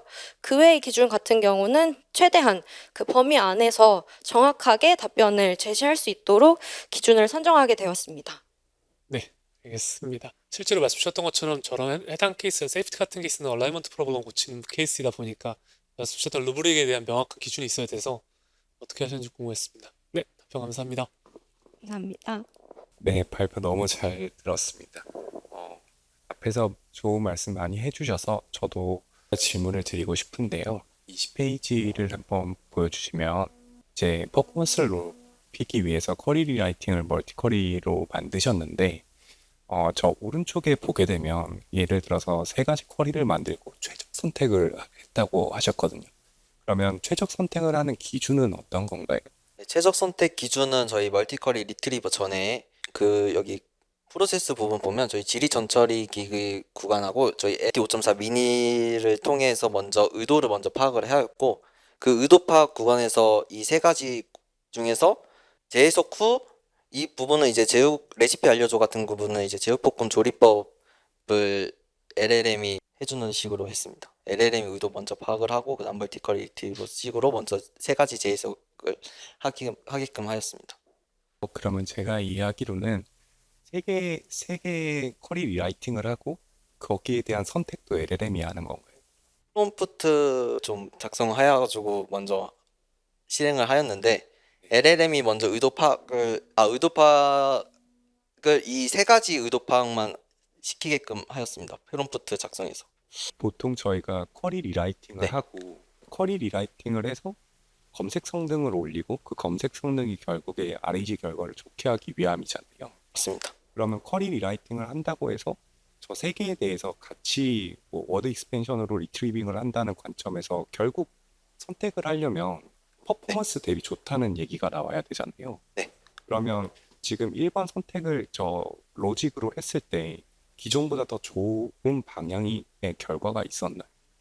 저 같은 경우는 일단 저희가 먼저 김치찌개 같은 경우는 이제 김치라고 하잖아요.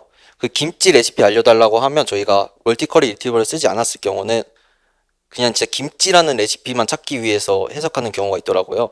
그래가지고 저희가 멀티쿼리 리트리버를 통해서 이제 요약하는 거나 아니면 뭐 짧게 요약문 아니면 뭐 줄임말이나 오타가 있는 것들을 잡을 수 있게끔 해서 멀티쿼리 리트리버를 택했습니다. 네, 알겠습니다. 그리고 다음 페이지에 21페이지를 보면 결국에 텍스트 투 SQL로 나오는 거랑 벤치마크를 13개의 이그젬플을 통해서 확인을 하셨잖아요. 네. 그러면 제가 한 가지 묻고 싶은 거는 오른쪽에 있는 벤치마크의 질문들을 보면 거의 싱글업으로 풀 수 있는 문제들이거든요.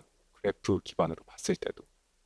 그러니까 예를 들어서 저기 지금 쇠고기 뭐 어디 가격 알려줘라고 되어 있는데 예를 들어서 쇠고기와 돼지고기의 8월달과 10월달 비교를 해주고 그 지역별로 얼마나 차이가 있는지 알려줘라는 만약에 질문을 하게 되면 지금과 같이 쿼리 하나의 싱글업으로 풀 수 없는 문제거든요.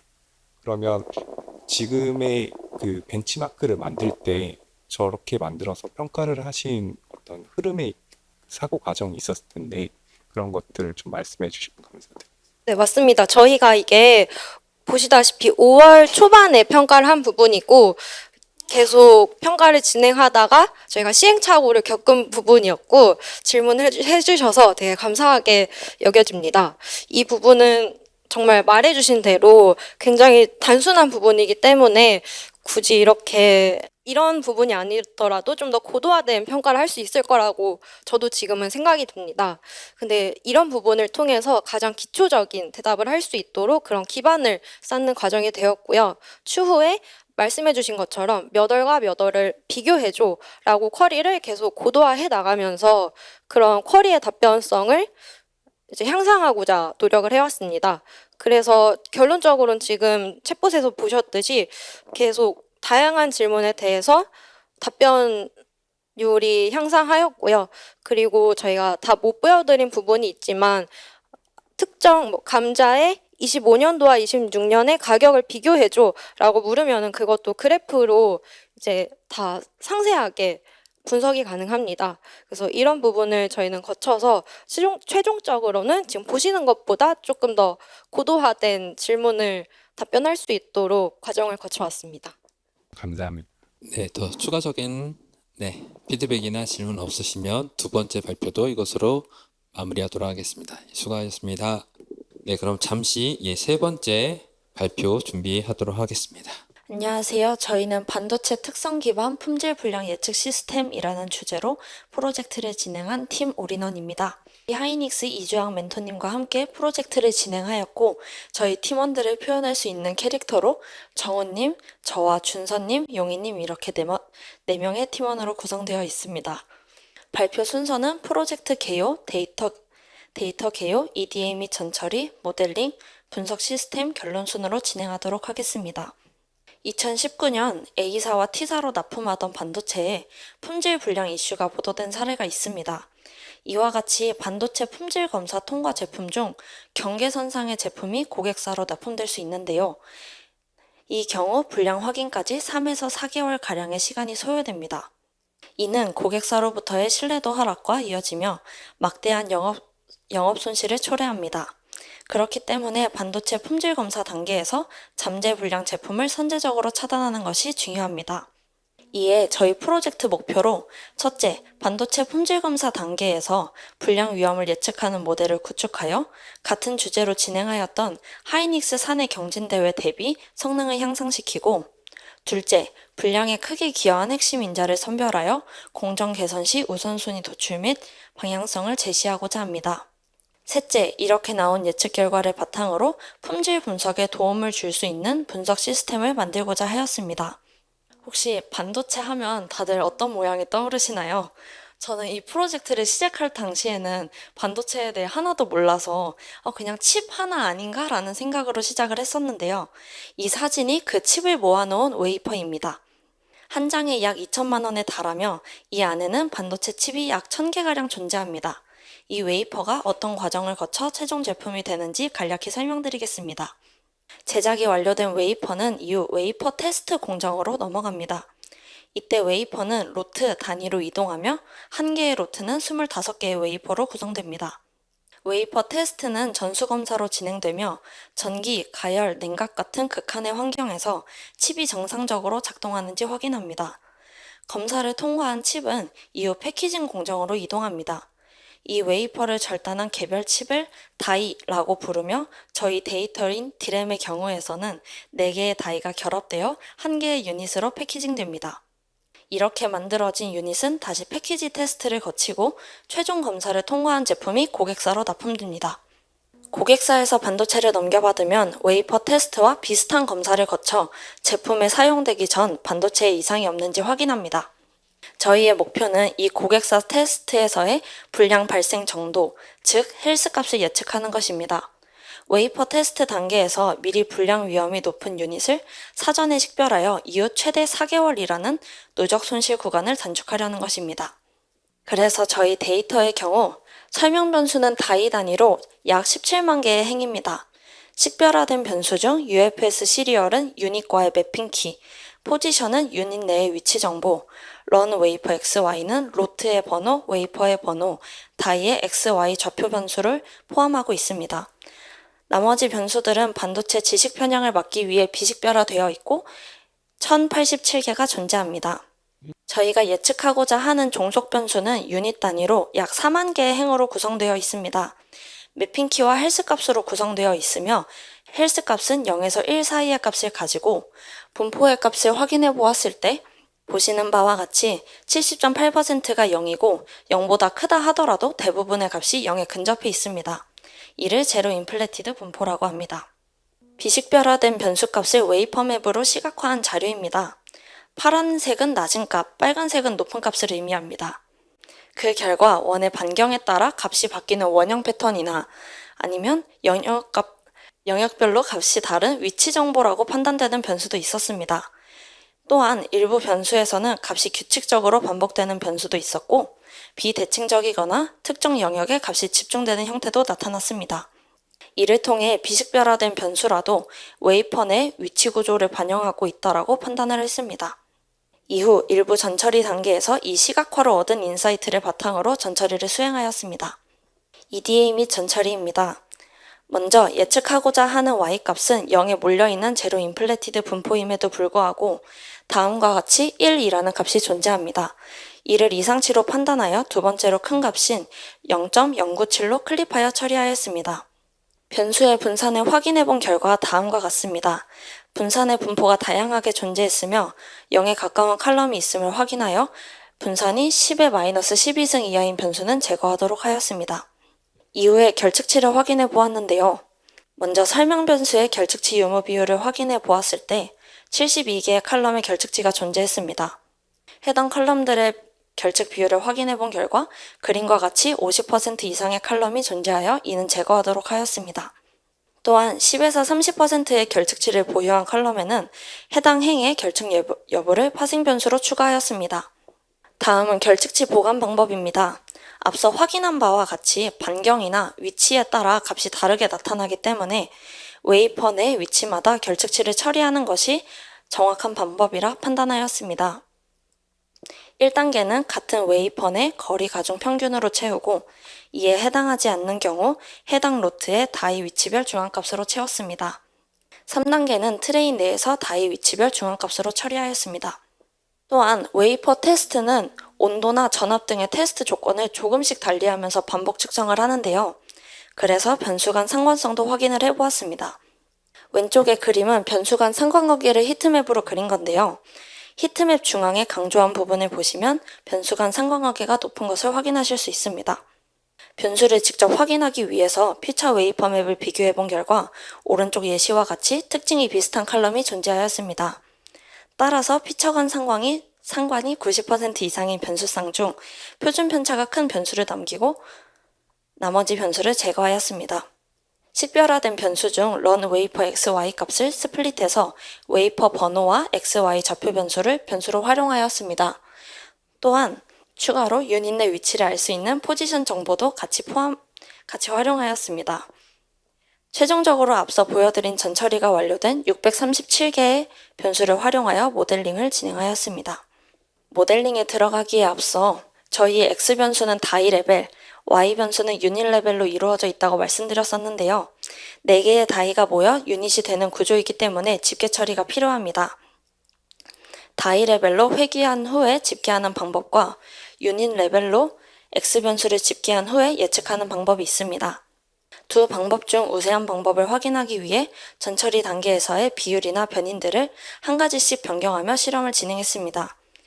두 가지 방법을 대조하였을 때 한 건이 동등했고 나머지 모든 경우에서는 다이 레벨에서 회귀하는 것이 성능이 우세하였습니다. 따라서 모델링할 때 다이 레벨에서 회귀하는 것을 채택하였습니다. 이후 제로 인플레티드 데이터 모델링 관련 선행 연구를 17편을 검토하였고 그중 저희 데이터에 적용 가능한 연구를 모델링 전략에 반영시켰습니다. 첫 번째는 분류와 회귀가 독립적으로 구성된 투스테이지 기법입니다. y가 0인지 아닌지 분류한 후 회귀 모델에서 헬스 값을 예측합니다. 결과로 y가 0일 확률과 헬스 값을 곱하여 계산합니다. 두 번째 GITWD는 투스테이지와 다르게 분류와 회귀가 서로 영향을 주며 작동하는 기법입니다. 핵심은 E스텝과 M스텝이 반복하면서 세 가지 파라미터를 조정합니다. 이때 회귀 모델이 재학습되고 수렴할 경우 학습을 종료합니다. 이 GITWD의 경우 TWD 로스를 사용하며 논문을 기반으로 직접 구현하였습니다. 이러한 모델들을 바탕으로 성능을 비교해 보았는데요. 차트에서 확인할 수 있다시피 GI2ED 모델의 성능이 가장 우수했습니다. 따라서 저희는 GI2ED 모델을 더 발전시켜 보려고 했습니다. 기존 논문 GIT 구조에서는 앞서 말씀드렸던 3가지 파라미터 중에서 회기를 담당하는 부분만 모델이 학습을 합니다. 논문의 보험 데이터 특성상 구매자가 서로 독립적이어서 불량 확률과 변동 정도는 전체 데이터의 공통적인 특성으로 보고 모든 샘플에 동일한 값으로 적용되어 있습니다. 그러나 반도체 데이터는 웨이퍼 내의 위치마다 공정의 결과가 다르게 나올 수 있기 때문에 불량 확률과 변동 정도 또한 유닛마다 다 다르게 적용해야 한다고 판단하였습니다. 두 값을 모델로 만들어 각각 학습에 적용해 보았습니다.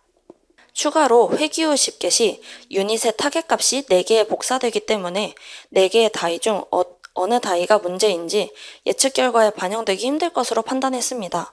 그래서 저희는 유닛의 타겟 값을 4개의 다이에 차등 분배하는 방식으로 개선하여 모델이 더 큰 문제가 있다라고 예측되는 다이에 더 큰 타겟 값을 몰아주게 하려 하였습니다.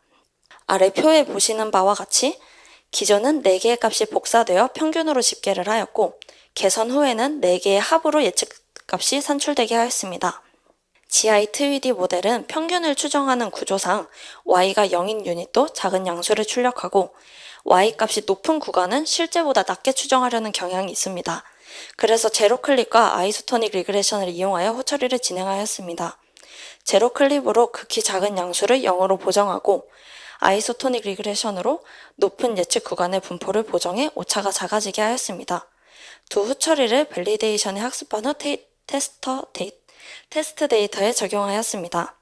그 결과 최종 RMSE가 0.005699로 하이닉스 사내 경진대회의 성능 대비 2.6% 향상되었습니다. 예측에 그치지 않고 이 예측값을 활용 및 적용하기 위해 분석 시스템을 구현하고자 하였습니다. 시스템 내에는 예측 개요, 웨이퍼 자재 분석, 주요 인자 분석, 불량 예측 분석 보고서를 포함하도록 하였습니다. 저희가 만든 분석 시스템의 메인 페이지인데요. 상단에는 최근 한 달 평균 예측 ppm과 이번 주 평균 예측 ppm을 포함시켜 최근 한 달 대비 이번 주가 갑자기 얼마나 상승했는지 혹은 하락했는지 알 수 있도록 하였고, 하단에는 주차별로 ppm을 확인할 수 있게 트렌드 차트를 모아두었습니다. 그리고 어떤 로트가 위험했는지 순위표와 그리고 고위험 유닛을 포함시킨 웨이퍼 맵을 표현하도록 하였습니다. 불량 상세 분석 페이지에서는 로트의 패턴별로 엣지링, 랜덤 스캐터, 노말별로 패턴을 분류할 수 있게 하였고, 계층 탐색에 들어가면 불량이 높은 비율별로 로트가 나타나 있고 그 내에서 웨이퍼의 비율을 확인할 수 있습니다. 웨이퍼 내에 유닛을 클릭할 경우 다이가 임계가 넘었는지 확인하고 유닛에서 가장 기여가 높았던 를 확인하여 피처 맵을 확인할 수 있도록 하였습니다. 공정 인자 진단에서는 상위 20개의 인자가 전체 40%의 영향력을 설명할 수 있습니다.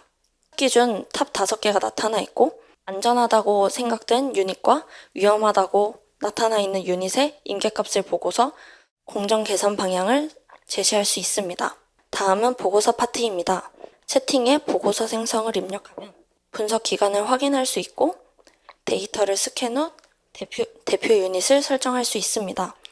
저는 ppm이 가장 높은 첫 번째 유닛을 선택하고 보고서를 생성해 보도록 하겠습니다.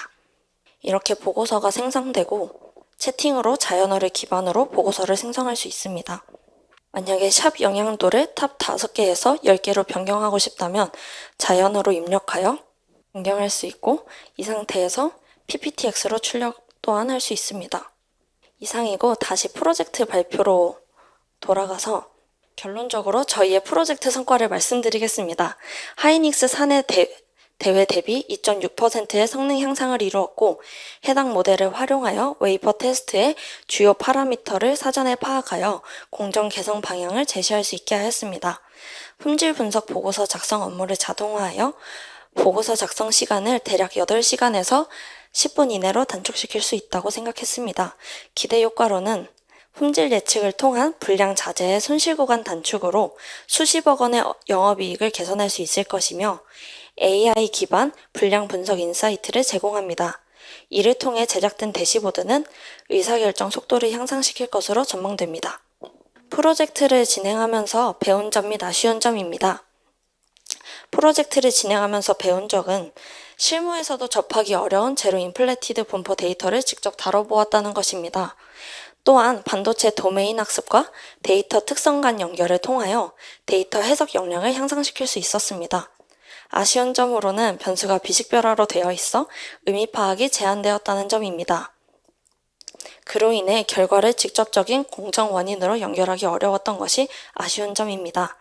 또한 10주간의 장기 프로젝트를 진행하면서 단계별로 명확한 수치 목표를 설정하기가 좀 어려웠고 진척 모니터링이나 우선순위 조정에 어려움을 겪었습니다. 이상으로 긴 발표 들어주셔서 감사합니다. 반도체 도메인에 약간 특성 있는 부분이긴 한데요. 네, 혹시 질문이나 아니면 뭐 피드백 있으시면 말씀 부탁드리겠습니다. 네. 작년에도 비슷한 내용을 들었던 것 같은데 정말 모르는 도메인이다 보니까 항상 들을 때마다 좀 재밌게 좀 듣는 편인데요. 그럼에도 불구하고 개인적으로 관심 있는 도메인이 좀 있어서 그 제로 인플레이티드 데이터는 참고로 아마존 리뷰 데이터에서 유용성 지표를 보시면 똑같은 케이스를 보실 수 있습니다. 사람들은 절대 리뷰를 유용하다고 누르지를 않거든요, 잘. 저는 이걸 보면서 근데 한 가지 고민되는 포인트가 있었는데요. 이제 엔지니어분들이 이제 보실 수 있는 내용이라는 것들 여러 번 중간에 타겟 어디언스로 말씀을 주셨는데 저 대시보드를 보면서 정말 엔지니어분들이 저런 형태로 필요했을까라는 생각이 문득 들었어요. 근데 그건 제가 몰라서 그럴 수 있다 보니까 혹시 저 대시보드를 구성하는 화면에 대해서 어떠한 형태로 정보들을 수집하셨는지가 좀 궁금하긴 합니다. 저 화면이 어떻게 레이아웃이 구성되었는지요. 가장 첫 번째 화면은 대표적으로 품질팀에서 먼저 알 수 있는 정보를 품질팀에서 첫 번째로 알아야 될 만한 가장 기본적인 정보를 담으려고 노력을 했고요. 두 번째 페이지부터는 이제 어떤 유닛이 위험한지, 어떤 웨이퍼, 로트, 혹은 어떤 구조적인 불량이 있는지를 좀 더 깊이 있게 한 단계씩 들어가면서 탐색할 수 있도록 구성하려고 노력을 하였습니다. 그리고 이런 식으로 한 단계씩 들어가면서 어느 웨이퍼의 유닛에 문제가 있었는지 쉽게 볼 수 있도록 하게 하려고 노력을 하였고, 세 번째는 어떤 유닛에 그 문제가 있었다면 어떤 그 공정 파라미터에 가장 문제가 컸는지, 그리고 그거에 대한 방향성도 제시할 수 있도록 하는데 좀 중점을 뒀던 것 같습니다. 제가 여쭤보고 싶었던 포인트는 그 부분들을 이제 그 멘토분께서 이제 가이드를 해주셨다고 이해를 하면 될까요? 네, 알겠습니다. 그리고 두 번째로 그 지로인 2D를 쓰셨어요. 네. 그 장표를 보다 보니까 이제 중간에 이제 수식이 등장하면서 이제 수렴이라는 표현을 쓰셨거든요. 근데 이게 저 수렴할 때까지 반복하는데 생각보다 저 논문에 뒤도 나와 있지만은 굉장히 빡세다고 이야기가 나왔는데 제가 알기로는 저거 부스팅 트리 라이브러리에서도 아마 제공을 하질 않아서 커스텀으로 구현을 하셨어야 됐을 것 같더라고요. 안 그래도 그 뒤에 있는 장표에서 익스펙테이션 맥시마이제이션을 EM을 알고리즘 쓰신 거 보니까 그런 것 같았는데 그럼에도 불구하고 저 알고리즘 쓰신 이유가 조금 궁금합니다. 그 이유인즉슨 제 성능이 상승했단 말이죠. 근데 그 상승한 이유가 사실 저 논문의 저 기법 때문에 그럴 거라는 생각이 들 때가 있다 보니까 앞뒤의 내용들이 충분히 활용되어서 저까지 시나리오가 나간 것인지 아니면 그냥 저 기법이 사실 원샷 원킬이었는지가 좀 궁금해서 그 전후의 스토리라인이 좀 궁금했습니다. 처음에는 GIT가 먼저 나오질 않았었고요. 일단 투 스테이지가 먼저 사용이 됐습니다. 사용이 먼저 됐고, 근데 이 투 스테이지도 결국엔 논문에서 온 거다 보니까 이 성능을 좀 더 개선하고자 GIT를 이제 사용을 해보려고 시도를 했고, 실제로 투 스테이지를 충분히 튜닝을 했음에도 불구하고 이미 GIT가 성능을 넘게 돼서 GIT를 이제 본격적으로 이제 더 디벨롭을 했고, 실제로 이게 라이브러리를 제공하는 게 아니다 보니까 직접 구현을 하는데 좀 어려움이 있었던 것 같습니다. 그럼 마지막 질문으로 요걸 구현하는 이 전에 앞에 이제 되게 다양한 이 웨이퍼에 대한 이제 피처들을 정리하시고 변수들을 정리하시고 하는 과정에서 요 변수들과 이 변수를 보신 것들이 어떠한 형태로 이 GIT를 구현하는까지 활용되고 도움이 되었는지 마지막 설명해 주시면 좋을 것 같습니다. 어떤 부분이요? 앞에서 이제 그렇게 ED 하신 내용들이 어떻게 이 모델 선택에 도움을 주고 또 모델에서 모델을 만들고 학습하고 하는 데 있어서 활용이 되었는지만 그 브릿지를 설명해 주시면 좋을 것 같습니다. 일단은 모델링적인 기법하고 전처리 쪽하고 두 군데에서 성능 개선을 좀 많이 시도를 했는데, 전처리 쪽은 어떻게 그 비율을 조절을 해도 성능의 그 폭이 좀 작았습니다. 그래가지고 전처리는 어느 정도 진행된 이후에는 모델링의 하이퍼 파라미터만 조금 튜닝하는 방향으로 진행을 하게 됐습니다. 그래서 처음에는 전처리가 우선적으로 좀 포커스가 가 있었고, 이후에는 전처리 쪽은 조금 리턴이 작다고 판단해서 이후에는 하이퍼 파라미터 쪽만 튜닝을 진행을 하는 데 집중을 했습니다. 알겠습니다. 네, 답변 감사합니다. GIT 모델을 직접 오늘 보고 구현하셨다고 하셨는데 파이토치나 텐서플로 이런 걸로 구현하셨나요? 아니요, 그냥 클래스로 구현을 했습니다. 그래서 가장 뭐 까다로웠던 모듈이나 레이어는 어떤 구성 부분들이 있었는지, 논문에 있는 그대로 다 구현하는 데 있어서 어려움이 없었는지. 일단 논문에 있는 걸 그대로 구현해 놓고 그 이후에 어려움이 있었냐라고 하면, 사실 이 모델이 GIT에서 라이트 GBM을 사용을 했는데요. 라이트 GBM 이외에도 다른 모델도 같이 실험을 해보고 싶었었는데, 특히나 그 세 번째 변동을 확인하는 그 모델의 경우는 감마를 미니마이즈하는 식으로다가 튜닝이 걸리거든요. 근데 라이트 GBM은 그 옵션이 있었는데, 이제 캡부스가 가장 성능이 좋다 보니 이쪽이 이제 좀 우회를 해야 돼가지고 지원을 안 하다 보니까 그런 부분에 조금 어려움이 있었던 것 같습니다. 그래서 라이트 GBM 모델을 최종적으로 선택하게 됐기도 하고요. 네, 잘 들었습니다. 발표 잘 들었습니다. 몇 가지 좀 질문이 있는데요. 그 보관에 대해서 라 단위로 하신 부분이 있더라고요.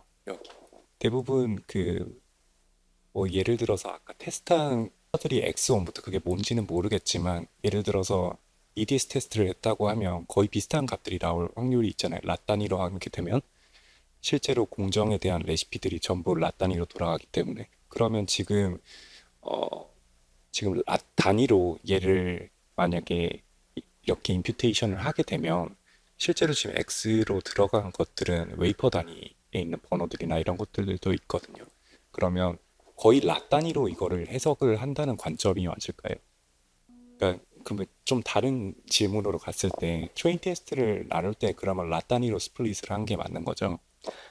트레인 테스트 스플릿은 이게 그 하이닉스 사내 대회였다 보니까 스플릿이 이미 진행이 되어 있었고, 그 비율은 6대 2대 2로 나눠져 있었는데, 그 한 웨이퍼에서 6대 2대 2로 나눠져 있었습니다. 네, 감사합니다. 그러면 두 가지 질문이 더 있는데, 하나는 아까 그 히트맵을 그렸을 때 결국에 우리가 펠빈맵처럼 이런 패턴들이 나타나는데, 이런 거에 대해서 그러면 어떻게 실제로 이거를 지금 넣고 모델을 만든 거기는 한데, 그러면 각 패턴별로 모델을 찢었을 때 나오는 성능이 더 좋을 수도 있을 것 같은데, 그런 부분에서 혹시 보신 적이 있나요? 예를 들어서 그 하루에 나타난 EDS 테스트 결과가 우리가 Y에 대해서도 오버피팅이 될 수 있지만 인풋이 거의 비슷한 거가 있을 수 있잖아요. 그런 부분에 대해서도 혹시 데이터를 보신 적이 있는지. 그 데이터적인 테스트 실험으로는 전처리를 아예 안 하고 돌린 실험은 해본 적이 있습니다. 근데 데이터를 일부만 사용을 한다던가 뭐 패턴별로 분류해서 사용한다던가 그러지는 않았었고, 그러지 않았던 이유는 트리 모델이 학습하는데 그냥 데이터셋 자체가 좀 더 큰 게 좀 유리하지 않을까 싶어서, 패턴도 요게 저희가 눈으로 보았을 때 요런 것들을 좀 선별을 해서 올려놓은 상태고, 약간 클러스터링처럼 나눠져 있는 상태가 아니다 보니까 그런 쪽으로 실험을 진행하지는 않았습니다. 네, 감사합니다. 마지막으로는 그냥 코멘트인데요. 그 반도체에서 어떤 수치값을 예측을 할 때 지금 많은 모델들이 평균값을 예측을 하거든요. 근데 그 네트워크 모델상에서 불확실성이라는 영역이 있고, 거기에 대해서 불확실성에 대해서 큰 영역들을 보면 해석하는 데 조금 더 도움이 될 수도 있을 것 같습니다. 감사합니다. 네, 감사합니다. 네, 더 추가적인 질문 없으면 세 번째 발표도 이것으로 마무리하도록 하겠습니다. 수고하셨습니다. 네, 이제 모든 세 개 팀의 발표는 마무리를 했고요. 오늘 세 개 팀의 발표를 모두 마쳤고요. 이제 각 팀에 대한 심사 결과와 그리고 최우수 팀을 발표를 하도록 하겠습니다. 네, 최우수팀 발표 전에 먼저 오늘 각 팀별로 발표를 끝나시고서 Q&A와 질의 피드백 의견을 심사위원들에게 주셨는데요. 마지막으로 심사위원 세 분께 각각 이번 프로젝트 발표에 대해서 좀 총평을 한번 들어보는 시간을 잠시 갖도록 하겠습니다. 네, 먼저 팀장님, 네, 총평 말씀해 주시면 감사하겠습니다. 먼저 세 팀이 오랜 기간 동안 고민을 하시고 처음부터 끝까지 분석을 하시고 그리고 여기에 나와서 발표까지 하게 된 요 한 번의 사이클을 하신 거에 대해서 되게 축하드리고요. 그리고 요번에 진행을 하면서 심사위원 분들이 피드백을 드렸던 부분과 그리고 이걸 하면서 정말 발표하기 전에 아쉬웠던 부분들이 개인적으로 있으셨을 것 같아요. 그런 부분들을 이 업에서 계속적으로 진행해 보시고 이를 통해서 더 성장 많이 하셨으면 좋겠습니다. 감사합니다. 네, 아마 장표에 모두 다 싣지 못한 내용들이 아마 모든 팀에게 다들 많았을 거라고 생각하고 있습니다. 그리고 그럼에도 불구하고 저는 그런 경험들이 사실 지금 오늘 발표한 내용보다 더 중요하다고 생각하는 게 성공하는 경험보다 실패하는 경험들이 나중에 더 자산이 되는 경우들이 많더라고요. 그런 관점에서 본다고 하면 오늘 발표하신 내용들 잘 회고하셔서 잘 다듬어서 개인의 경험으로 역량으로 가져가셨으면 좋겠다라는 말씀을 좀 드리면서 전체 내용들에 대한 분들은 오늘 항상 그렇지만 많이 고민하신 적들이 보여서 저도 보는 내내 좀 재밌고 이제 흥분될 정도 약간 흥미진진함을 느낄 수 있어서 되게 좋은 시간이었습니다.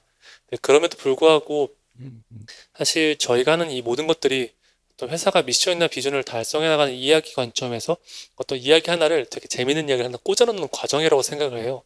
그 관점에서 여러분들의 이야기는 물론 되게 재밌었지만은 여러분들이 나중에 이 이야기들을 가져가실 때 더 재밌게 하려면 무슨 게 있었으면 좋았을까?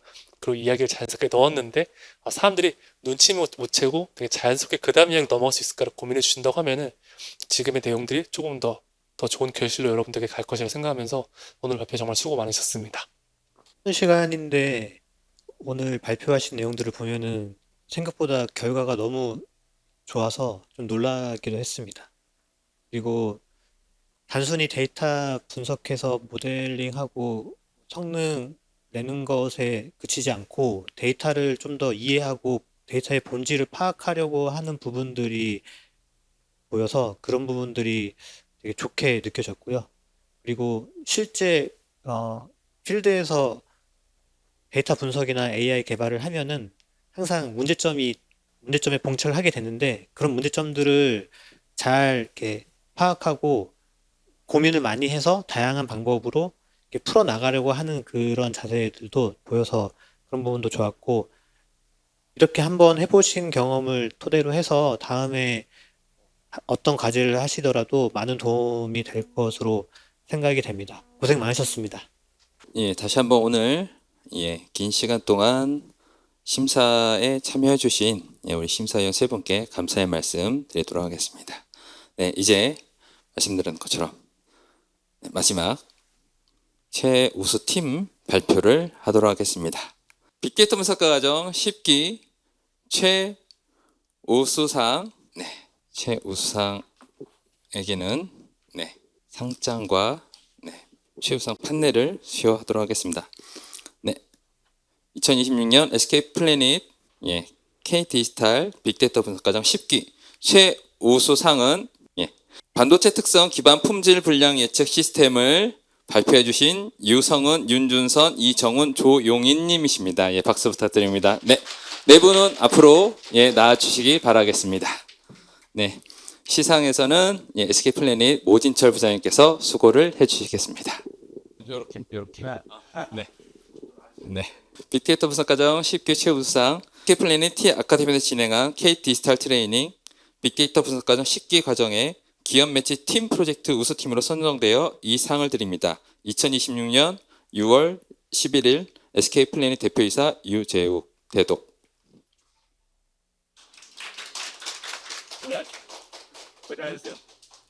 상장도 같이. 상장 내용은 앞서 말씀드린 바와 같습니다.